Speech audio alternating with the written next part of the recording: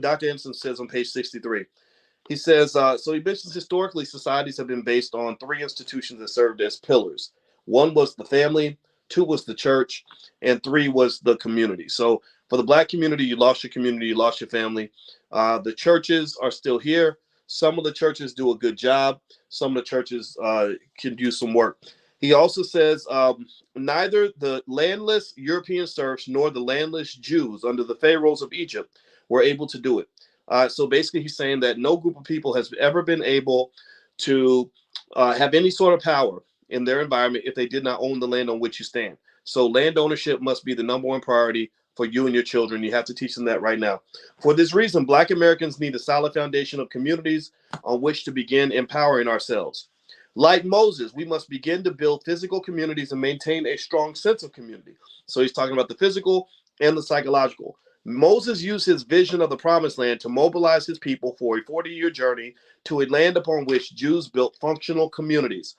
Families, religious institutions, commerce, schools, and a strong sense of community. So families, this is why conversation about the Black family is so important. You have to counter any narratives out there that are teaching Black men to hate Black women, or Black women to hate Black men, or Black people to hate Black children. Right? You have to counter all of that. And so if you want to know why my wife and I made the weird decision to make our marriage public, and I put my proposal online deliberately, knowing that I would get teased by some people. I know I got congratulated by a lot of people, but I got teased by some because I got on my knee and I professed my love for her. I cried that day. I let everybody know exactly how I felt about that woman. I did that because I really want us to understand how important family is for our community. Family is hard, though. A lot of you have strong families, and you know how hard it is. There's a lot of negotiation. There's a lot of struggle, a lot of stuff that gets on your nerves. But family really matters. It makes a big difference. So he says that what the Jewish community did to have power is you got to follow the power blueprint. They created their own. They made sure their families are strong. They have religious institutions. So whatever your religion happens to be, that those institutions are important. That spirituality matters. Commerce, no matter what the community is, you got to do business. Everybody has to do business. Next, schools. Let me see. So schools, you have to build schools so you can educate your own kids. The Black Core of Three is that we, as Black people, should be educating our own children, creating our own jobs, and supporting our own businesses. And also a strong sense of community. That's just psychological in terms of understanding the value of the community and cherishing that value so that you protect that value and you deal with anybody who doesn't respect the value. So he says here, boundary lines, the new color line. Nearly a century ago, W.E.B. Du Bois accurately proclaimed that the color line will be the problem of the 20th century. It's a new millennium now, and it is becoming clear that the problem of the 21st century will be the community boundary line. America is balkanizing along racial, ethnic, economic, and religious lines. Across America, groups are aggressively seeking territory or communities in which they can store their wealth, resources, and political power to enjoy and preserve for their future generations. As noted earlier, Hispanics, for example, are assembling their economic and political intentions behind their Spanish language and culture. They intend to use both to capture territory, rights, and a political base within the United States. So a lot of people are making moves. What move are you making? The practice of seeking territory for communities will intensify as more and more people from around the world immigrate to America. They come to America in search of a better quality of life, not to integrate with whites or to get along with Blacks. They are coming to this country to get ahead economically and to find wealth and fortune. They commit themselves to competing with any and all groups, economically and politically, on behalf of themselves, their families, and their native countries. Typically, their initial destination is close to or within Black neighborhoods. Now, why do you think that is? Why do you think that people that come from other countries, why would a Ukrainian say, okay, the first thing I want to do when I get to America is I want to start a business in a Black neighborhood? Why would a Ukrainian, an Iranian, an Arab, why do they all want to go to the hood? Why would you start in the hood? Wouldn't you want to start in Beverly Hills or someplace where everything's nice and the grass is green? And why do you think they start in Black neighborhoods?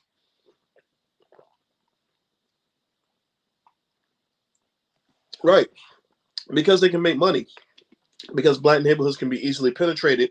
And there are lots of willing consumers who are fully prepared to give away their money, who've been fully trained to give away all their resources. I went on a run through West Atlanta one time, and I went to visit my grandmother's grave. My grandmother is right here behind me. That's that panther behind my head. The Black Business School panther is my grandmother Felicia. And I keep her spirit with me everywhere I go.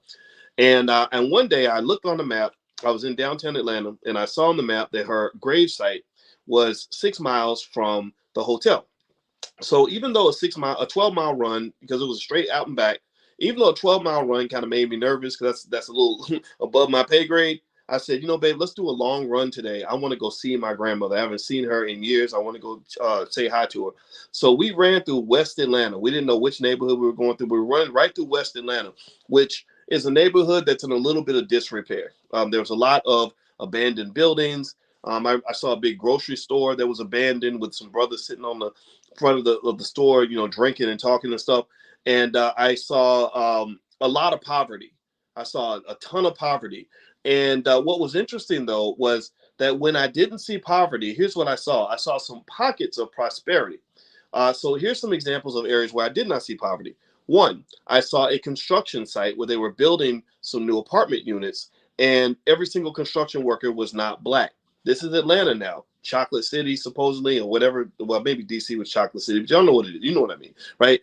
So in Atlanta, all the construction workers were not Black. I noticed that. I looked, and I was looking for Black construction workers. I saw no Black people. Two, I saw a church that looked like it was made from the hands of God. It looked like it was literally on a street where every single house on the block was torn down and busted down and looked like it wasn't worth more than $40,000. This church looked like a beautiful castle, most beautiful building ever. It's the prettiest building on the block.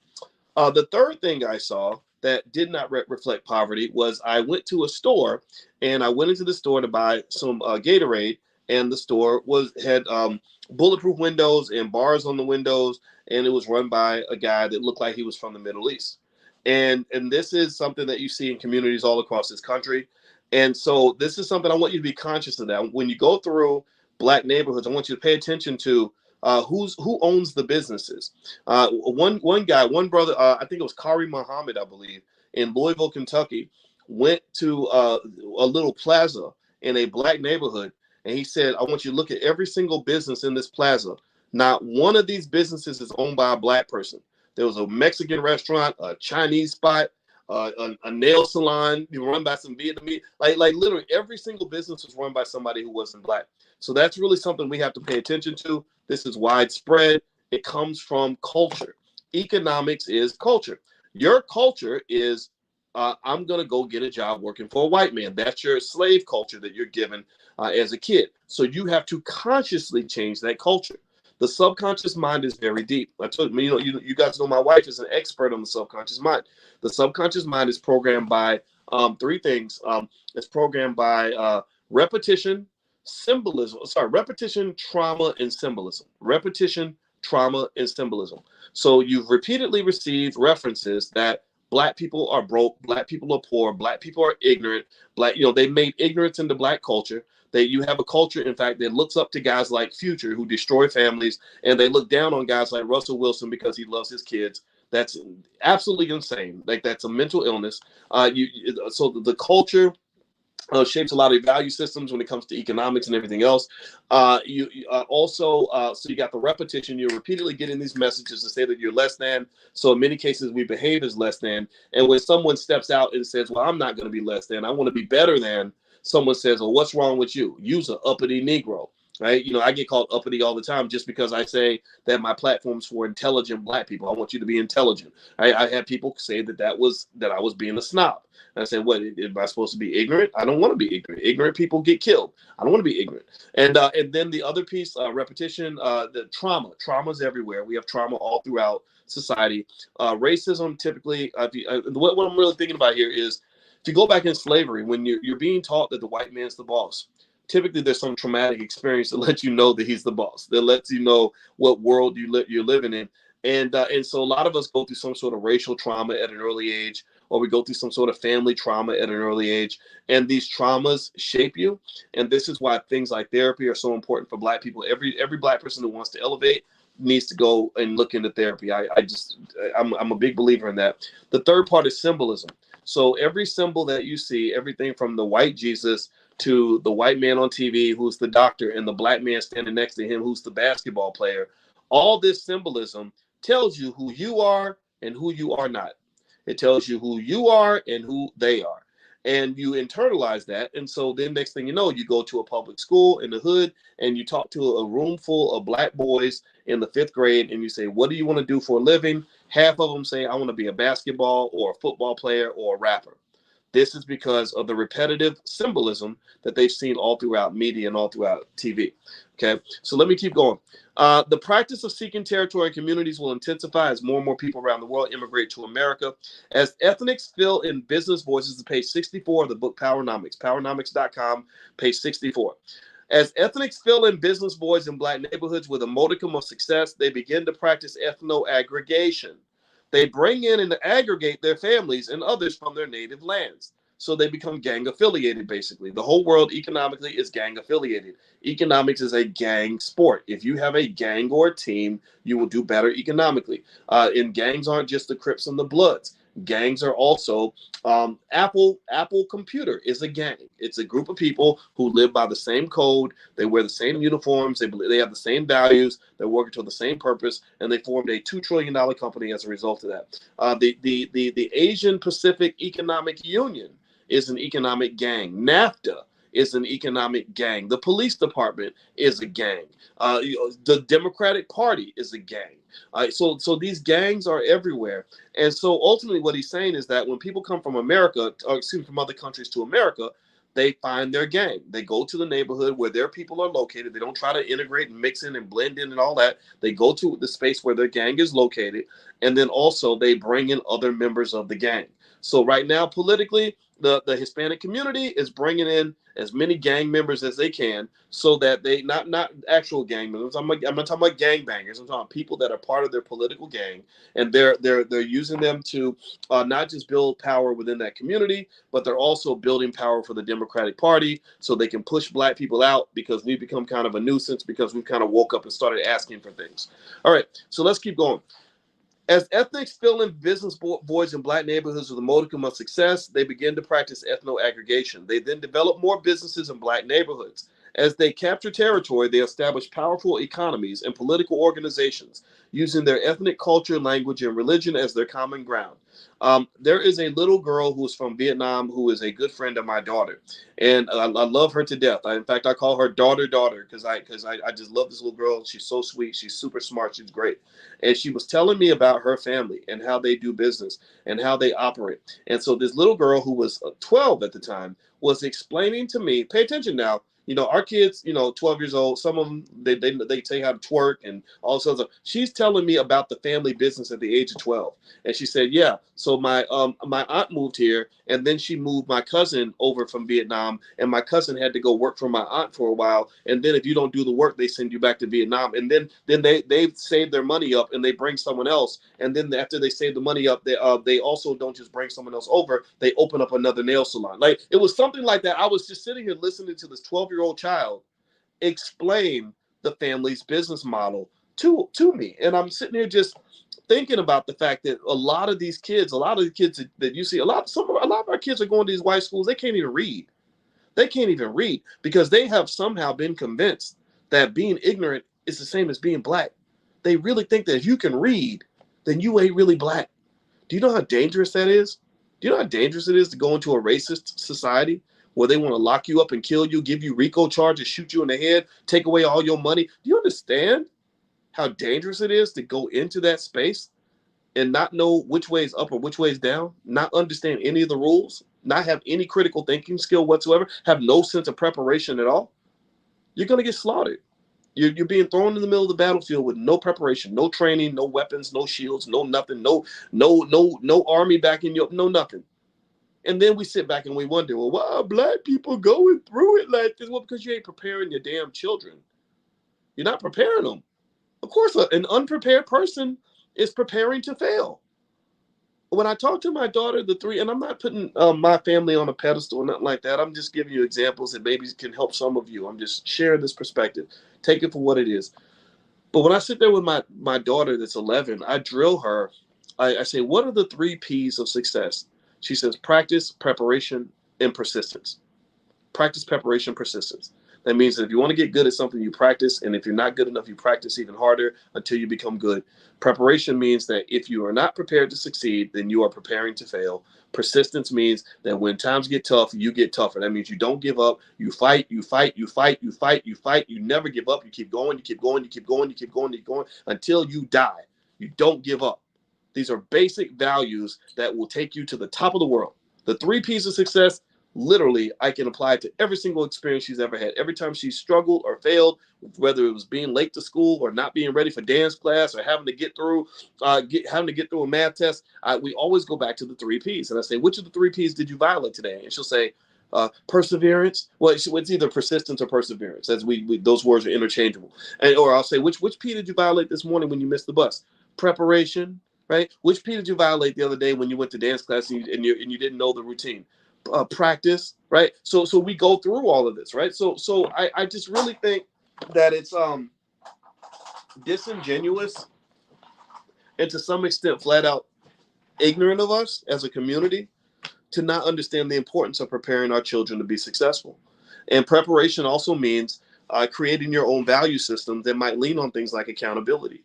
When my parents would prepare me for life, accountability was just a given. There were very few situations where I could come home where something happened to me and say, oh, it wasn't my fault. They did it to me because I'm black, or I'm going through this because I'm black. My parents didn't want to hear all of that. That's weak man talk. They just don't, to this day, they don't want to hear that. So I just really think that you have to be careful about who you form alliances with. A lot of people that integrate us in and are so-called allies, they want you to be weak. They want you to lose. They want you to struggle so they have somebody to feel sorry for. They want you to be the retarded kid at the basketball game. They want you to be the one that's coming in last place. They want you to be the one who's struggling a day late and $1 short. And that's not healthy for you. That's not going to help you succeed. I think that the strongest people in the community, the ones who I want teaching my children, are the ones who say, okay, what did you do wrong? How can you do better? I'm going to challenge you to do better. I'm going to push you a little bit harder. You have to have people like that if you want to be successful, because some of the stuff that I see making excuses for everything it's not working. Right? That's why some of your men are so weak. That's why some of your women have an excuse for everything that goes wrong in their life. So let me keep going here. As ethics, watching how these new arriving immigrants use a sense of community to build social and economic power bases should be instructional for Black Americans. It takes a fully functional community to raise a child and to raise up a competitive race of people. He says neighborhoods are not enough. Neighborhoods are problematic for any group seeking empowerment. Neighborhoods are problematic. Okay. Unfortunately, most Black Americans live in neighborhoods, not communities. A community signifies a commitment signifies commitment and the potential for power. Neighborhood does not. So a community has power, a neighborhood does not. Webster's New World Dictionary defines neighborhood as a vicinity or physical space where there are people living near one another. The concept of a neighborhood implies an area that is residential in nature with lesser wealth, power, and status than a community. The majority of Black Americans live in impoverished Black neighborhoods and spend approximately 95% of their annual disposable income with people who live outside of their neighborhood. They spend only 5% of their disposable income in Black neighborhoods. They spend 3% with non-Black owned businesses that are located in Black neighborhoods, but whose owners live outside of Black neighborhoods. Thus, only 2% of Black Americans' disposable income is spent in Black owned businesses in Black neighborhoods. It is impossible for any large population or neighborhood to be self-sufficient on only 2% of its income. So you have to keep going to work for white folks because you keep giving your money away and you're living paycheck to paycheck because 98% of your money is going to other people. By spending its disposable income in other groups, businesses, and communities, Black America impoverishes itself and impedes the growth of functional communities. One benefit of Jim Crow segregation was that it forced Blacks to build what can appropriately be called quasi-communities. Unlike neighborhoods where people simply live in the same area, during Jim Crow segregation, Black Americans were unified with a code of conduct. They lived together because they had the same interests and needs, but equally as important, they trusted and depended on each other. From the Civil War until the end of the Black Civil Rights Movement in the 1960s, Blacks successfully built a vibrant culture, marginally competitive schools, Black churches, personal service businesses, and a professional class. Though they were small in number, these community assets produced jobs as well as products and services for Black people. The desire for integration caused Blacks to abandon their businesses, communities, culture, and code of conduct. So these are the things that Dr. Anderson says that we abandoned in integration. We lost our businesses. So let's be conscious about this. I'm going to consciously ask you a question. Give me a yes or no, consciously. Do we have more businesses than we had during integration? Yes or no? Do we have more businesses now? Yes or no? No. Communities. We abandoned our communities. Do we have more thriving Black communities now than we had before integration? Yes or no? Okay. Culture. Has Black culture gotten better since integration or not? Yes or no? Yes or no? Okay.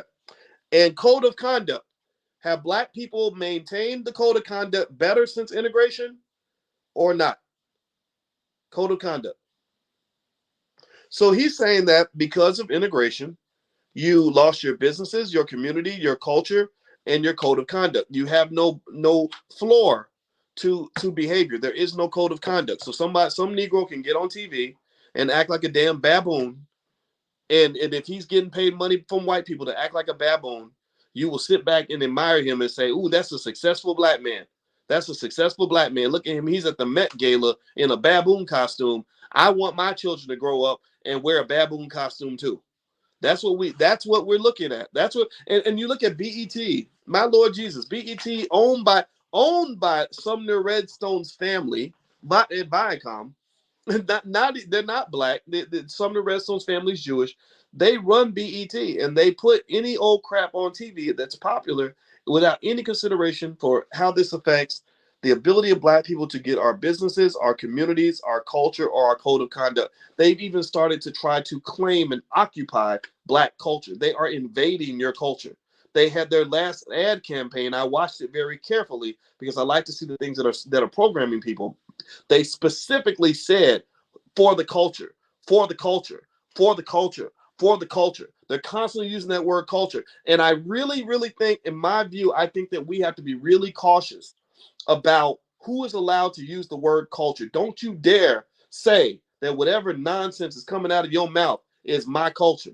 If you're talking about hating Black women or destroying Black families, that is not my culture. I don't know whose culture you're talking about, but put that on somebody else. You know, in fact, I've been watching this show on Paramount called The Offer. And on The Offer, it is all about the making of the movie The Godfather. How many of y'all saw the movie The Godfather? Give me a yes if you saw The Godfather. Give me a yes or no. Al Pacino, Don Corleone, Marlon Brando. He played Don Corleone. Great movie. Great movie.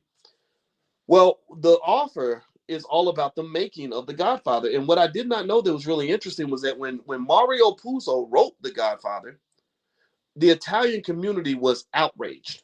They were outraged because they said, this is wrong. This is racist. You are depicting our people in a way that is not accurate.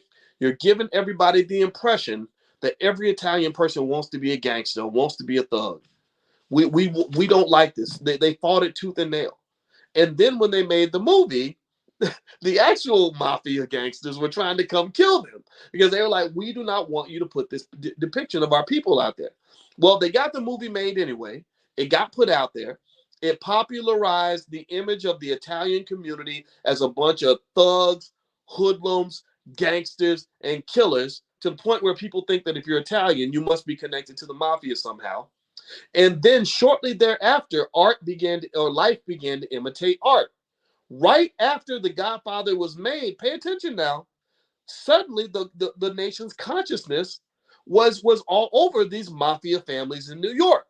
Right? Suddenly, we're all thinking about this, right? So the late 1970s, and this is when Donald Trump actually goes and builds this hotel for $400 million, and he works with the mafia, and the mafia is controlling the whole construction and controlling all the labor unions back in New York. And I think even Al Sharpton was kind of in the mix of all that a little bit because of the boxing and all that stuff. So then what happens then? Pay attention now. So because the mafia has become part of the national conversation and national consciousness, they start, Giuliani and some other people start implementing RICO laws. They created RICO charges to specifically take down the mafia families and give them 80, 100-year prison sentences. So what my point in all this is to say that media depictions can make a huge difference in terms of how the world responds to you. If you allow them to depict your people as a bunch of gangsters and thugs and hoodlums and criminals and somebody who'll shoot your mama, beat you, slap your baby, and kill your dog, then they're gonna see this and people are gonna say, "Oh my God, these people, these black people, all they are is gangsters." Listen, did you listen to the music? He said he would shoot an old lady, and then suddenly you got black men that are getting locked up on these long prison sentences because they're like, "Oh, we got to get rid of them," because the media has put it in our consciousness that all these people ain't nothing but gangsters and thugs. And this is what has happened to you. The same thing that happened with the Italian community is exactly what they did to you with hip hop, with gangster rap, where they got you literally looking up to people who are very harmful to the black community. Ain't done nothing good for black people. Ain't taking care of their damn kids. Don't have no respect for women. Don't have no respect for family. Don't have any respect for intelligence. Literally, some of them living like damn animals, and you think the animal is the coolest thing in the world. Well, then, if you looking up to an animal, don't be surprised when the world thinks you are a dog. When you are looking up to the dog, then people are going to think you're a dog because you are literally telling them exactly who the hell you are. So you got to be very careful about what kind of behavior you admire or that you put on a pedestal, or whose activities you actually look up to. Because a lot of these media images are making black people look incredibly stupid. When Google has an office party, they will bring black people in for the office party because they believe that all black people like to rap or play basketball. But when they're looking for an engineer to hire for their computer systems division, they're not looking at your black ass. They're looking at Pradeep from Bangladesh because they see the Indian community as being good with science and engineering. Black people, oh, they can rap and play basketball. That's what we need them for. We'll bring them in. We'll bring in Lizzo for a concert so she can degrade the black woman and twerk. Bring a big butt in here and twerk it or whatever and acting a damn fool. Like that's what they look to black people to do. I saw this. I remember I went to a Denver Nuggets game, and on my way to the Denver Nuggets game, I walked past a university and I saw they had a pictures of all their professors. It was the University of Denver, Colorado. They had about 120 professors all on this wall. And I looked specifically to see how many black faces I saw. Maybe I saw 2, maybe 3. That's it. I didn't see any black men. I think I saw 2 or 3 black women. Then I get to the game and I look on the court and I see black men playing basketball. And then I see the entertainment for tomorrow night with somebody named Big Frida, I don't know if Big Frida's a man or a woman or whatever, a woman with a husky voice or whatever. Big Frida was like the big entertainment that was coming in that week. So what you are is you are the entertainment. You are the joke. You are the clown. And so when you show up and you say, well, I'm not really the clown, I want to be something different, they say, no, sit down, clown. We have no respect for you. We have no respect for your people because look at how you behave. So nobody respects an ignorant person. Nobody respects a clown. So don't ever take pride in being stupid. Never validate ignorance. Let me keep going. Black Americans need to be accepted by white society, or their need to be accepted by white society was greater than their need to be accepted by black society. Today's black neighborhoods no longer qualify to even be called quasi-communities because they no longer have a network of black businesses or a group code of conduct. So he's saying that our neighborhoods are not even communities anymore. They have no code of conduct. They have no network of businesses, none of that. Black neighborhoods are primarily where the majority of Black people eat and sleep. They do not embody the criteria for a functional community. Consequently, Black neighborhoods are typically referred to as ghettos, urban areas, inner cities, or they are sometimes identified by terms such as the hood. These broad, ambiguous terms signal the dependent, non-competitive nature of Black geographical areas across the country. So then Dr. Anderson talks about developing a sense of community. He says, what is a sense of community and why is it important? A sense of community is the collective thinking, seeing, and behaving as a we, not as a me. So we and me, those terms have to compete with each other at a very early age in the sense that you have to understand it's bigger than you. It's more important than you. Even when you talk about something as simple as how you choose to date, if you are constantly saying, you know, I don't want to, I'm a single man. I don't want nothing to do with no mother with children. Because that gets in the way of me getting all the sex I want. I can't go out here and just get what's best for me. Then that's an immature, problematic statement. It doesn't. I'm not saying, and we've talked about this a little bit. I'm not going to talk about too much, but I'm not saying that you have to go date any particular person. I'm not saying you have to go date a mother with kids. But just be quiet. Then be quiet, because there are some men who agree with the idea that as Black men, we are responsible for the whole community. So there has never been a child that has run across my path ever where I did not feel at that point, if there was an opportunity for me to improve the life of that child, that is my job. That's not me being nice. That's not me going above and beyond. That is my job. Whatever that means. I got to give them $2, give them some encouraging words, give them some advice. I get on the internet and I say it all the time. People say, Dr. Boyce, I look up to you like an uncle. I look up to you like a father. I say, good. If you don't have a daddy that's worth a damn, I'll be your daddy. Come to my channel every day. I'll be your daddy, and I will give you every piece of advice that my daddy said to me so that you can go out here in this world and know what the hell's going on. So at the end of the day, what I'm saying to you is that word we, you have to be able to internalize that.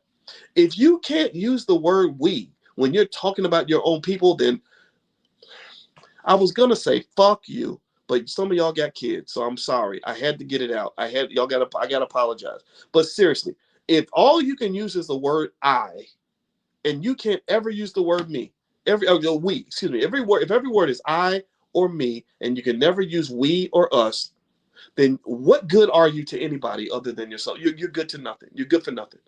You know, if you run around getting women pregnant and abandoning kids everywhere because you want to just go have as much sex as possible and you want to act a fool, I don't have anything in common with you. We are not the same.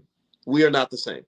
If you have negative things to say about Black men, or you have negative things to say about Black people, and you want to avoid Black people, I just don't know what to do with you, because we can't play a team sport together if you run around the court like Russell Westbrook. If you watch basketball, you'll know two guys who have never won a championship, who probably never will, are Russell Westbrook and James Harden. This is a sports analogy. Y'all who follow sports know what I'm talking about. Russell Westbrook has never won anything because all Russell Westbrook cares about is the statistics of Russell Westbrook. If you ever watch him in a game, watch him. All he does is score all the points, and he keeps the ball, and he shoots all day long, and he'll score 35 points, and the team will get its ass kicked, and he doesn't care because all he's thinking about is himself. That is a guy who will never win a championship because no one ever taught him that in order to win, you have to operate as a team. So some of y'all are not team players, and I get it. That's fine. You don't have to be, but I don't really know what to do with people like that. I have nothing. I don't know. Success as a collective, success in a pro-Black context requires at some point you picking your teammates.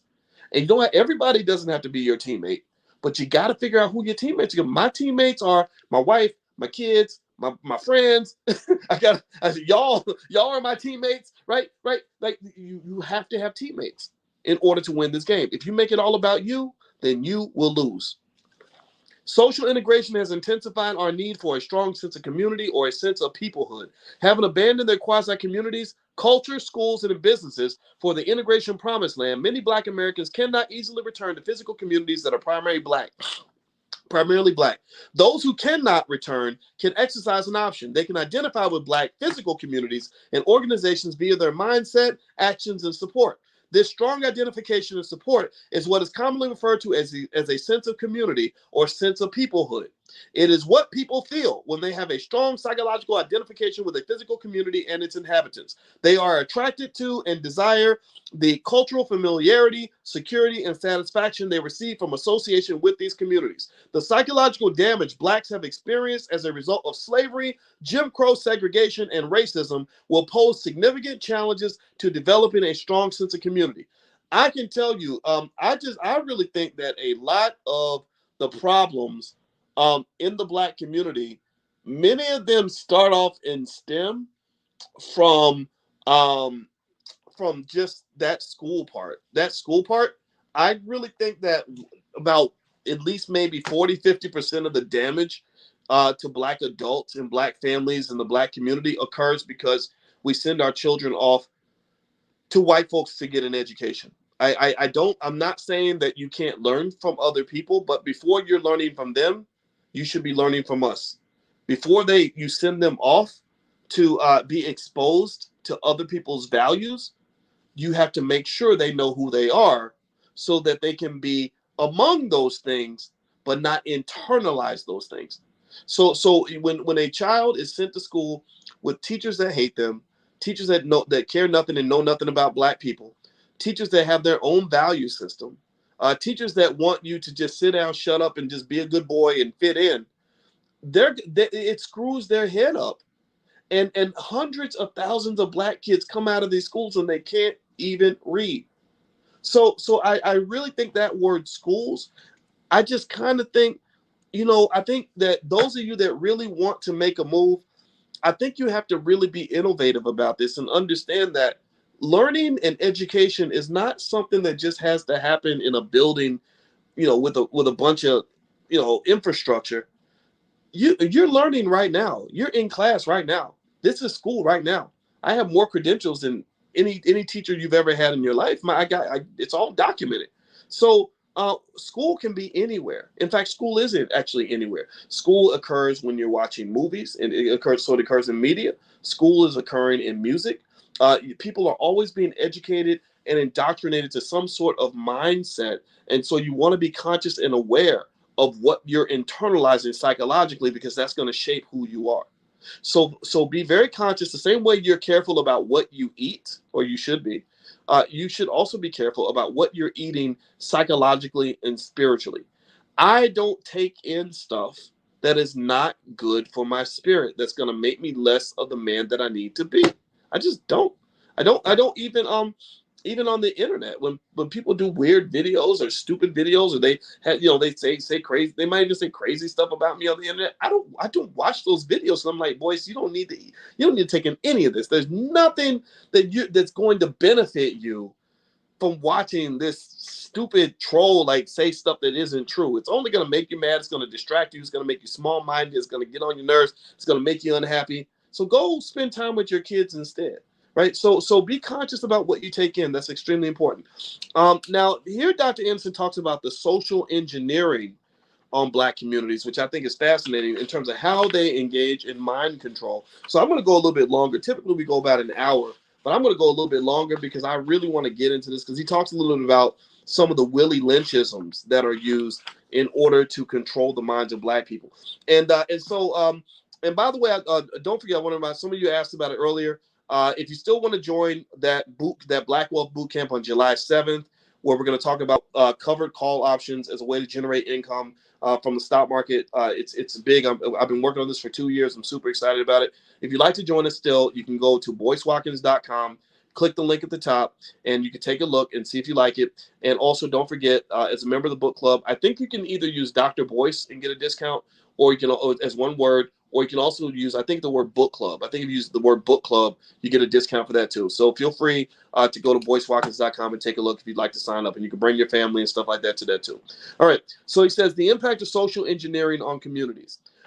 Throughout the relationship between blacks and whites, the majority white society has kept black Americans under various forms of control: physical, legal, and symbolic.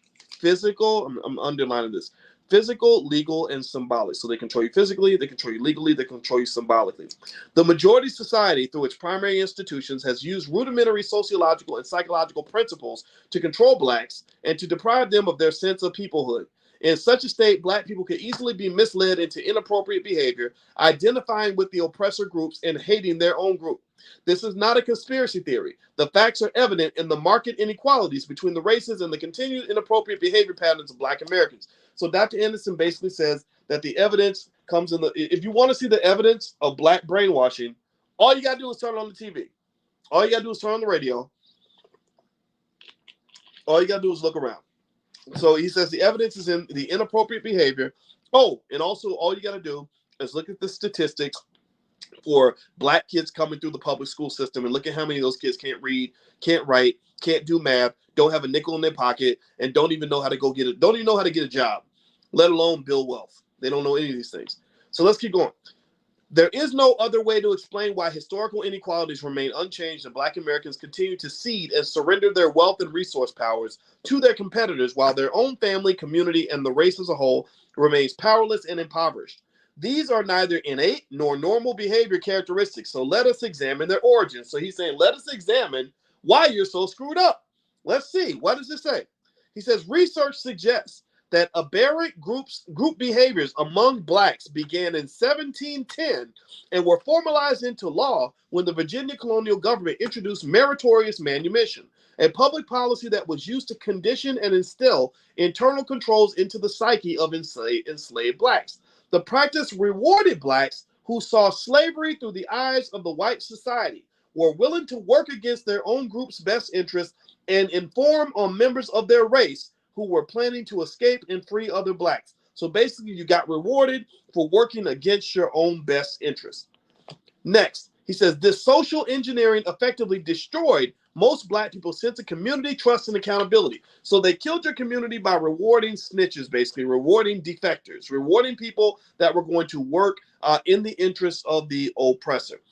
So this is why maybe this is why trust is a lack of trust is so high. So let's see here. Though undocumented, many black Americans believe that soon after its inception, meritorious manumission was merged into what we now call Willie Lynchism. According to popular belief, Willie Lynch came to Jamestown, Virginia in 1712, offering a mind-controlling ideology to destroy black people's sense of community. A professional slave trainer, Willie Lynch offered the slaveholders a conditioning system that he guaranteed would instill internal controls that would effectively divide blacks for centuries. He proposed that slave masters create divisions among blacks and separate them along the lines of gender, age, tribe, culture, class, rank, and skin color. To this day, the effects of Willie Lynchism continue to encourage black individualism, selfishness, and self-hatred. So when you hear black people talking crazy on the internet and talking about themselves and only caring about themselves, Willie Lynch is in full effect. He said Willie Lynchism was designed to take away the collective and make it all about the individual. So this is something that you should be very conscious of. So let's read here. So he says that blacks should be separated along gender. So let me ask you all this. Let's do this. Let's see. Let's ask a yes or no question. Do you think there's a gender war in the black community? Is there, when you look on the internet, do you see men hating on women, attacking women, talking crazy about black women, and women talking crazy about black men? Do you think there's a gender war that's happening? Yeah, okay. So gender, check. Age. Do you think that there's maybe an age thing where maybe young people are trained not to respect older people disrespect younger people? Yes or no? Okay. Tribe. Is there a lot of tribalism that you see in the community with different groups? Like, you know, I'm part of this group. I was what was it? Gosh, what was it? You had the foundational Black Americans against the other group, ADOS. And I'm not dissing, I'm not making fun of anybody, I promise you. But I was like, y'all are saying the same things. How are y'all? I don't understand. So that's just my 2 cents. I'm not about attacking anybody. I'm just gonna say that sometimes there's a point where you gotta take the time. In my view, it's healthy to take the time to say, okay, what are the things we have in common, as opposed to focusing on all the things that we have apart that makes us different. How about we just focus on the things that make us the same? Let's see. You got culture, class, rank, and skin color. Okay. So let's see. He says, though slavery and Jim Crow semi-slavery officially ended in 1865 and 1954, respectively, no formal records are known to have been kept that explain the principles and techniques involved in the conditioning process. If our goal is to build functional communities, we can, however, understand the techniques and methods that were used to destroy our sense of community. We can more fully understand what happened if we analyze a similar and better documented mind control experiment that occurred during the Korean War.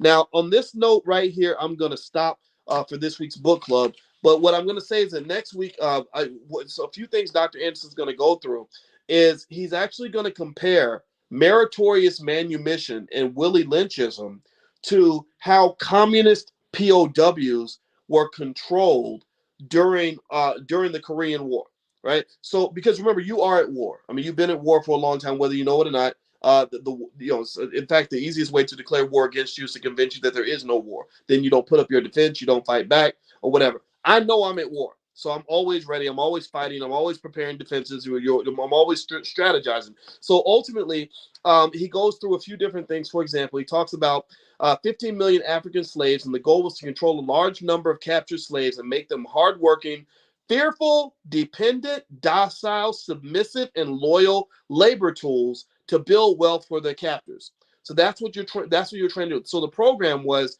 a system of dehumanizing and physiological conditioning using elementary principles of physical, emotional, intellectual deprivation conducted by slave masters with the equivalent of third to fourth grade education.